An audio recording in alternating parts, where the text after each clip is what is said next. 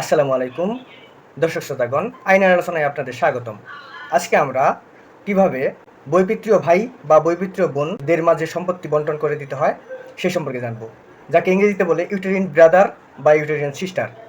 তাহলে uterine brother এবং uterine সিস্টারের মধ্যে কিভাবে সম্পত্তি বন্টন করতে হয় সে সম্পর্কে আমরা আলোচনা করি। চলুন তাহলে আলোচনা শুরু করা যাক।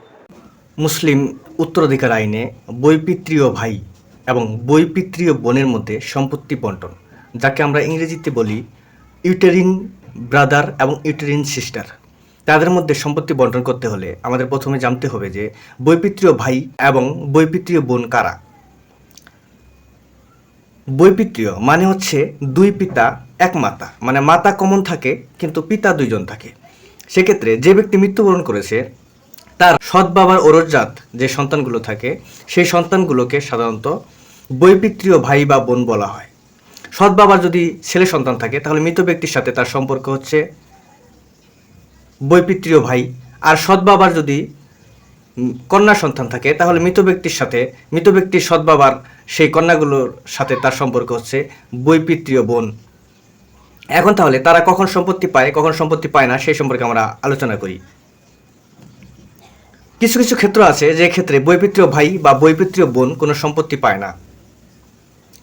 যেমন যদি সন্তান পুত্রের সন্তান পুত্রের সন্তান এভাবে নিচের দিকের কেউ থাকে, পিতা পিতার পিতা পিতার পিতার পিতা এভাবে উপর স্তরে কেউ থাকে, তাহলে বৈপিত্রীয় ভাই বা বৈপিত্রীয় বোন অর্থাৎ ইউটেরিন ব্রাদার এবং ইউটেরিন সিস্টার কোনো সম্পত্তি পায় না।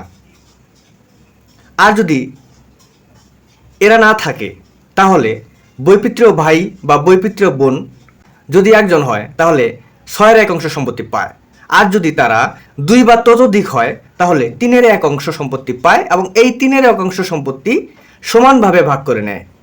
এক্ষেত্রে ডক্টরিন অফ তসিব নীতি প্রয়োগ হয় না। এটা একটা ব্যতিক্রমী ক্ষেত্র যে বৈপিত্রীয় ভাই এবং বৈপিত্রীয় বোনদের মধ্যে তসিব নীতি অ্যাপ্লাই হয় না, তারা সমান ভাগে সম্পত্তি ভাগ করে নেয়। এখানে তসিব নীতি অনুযায়ী সম্পত্তি 2:1 অনুপাতে ভাগ করে নিতে পারে না। তাহলে আমরা বৈপিত্রীয় ভাই এবং বৈপিত্রীয় বোনদের মধ্যে সম্পত্তি বন্টনের বিধান জানতে পারলাম। আগামী ভিডিওতে আমরা মুসলিম উত্তরাধিকার সম্পর্কিত কিছু গুরুত্বপূর্ণ অঙ্ক করব। সঙ্গে থাকুন। আল্লাহ হাফিজ।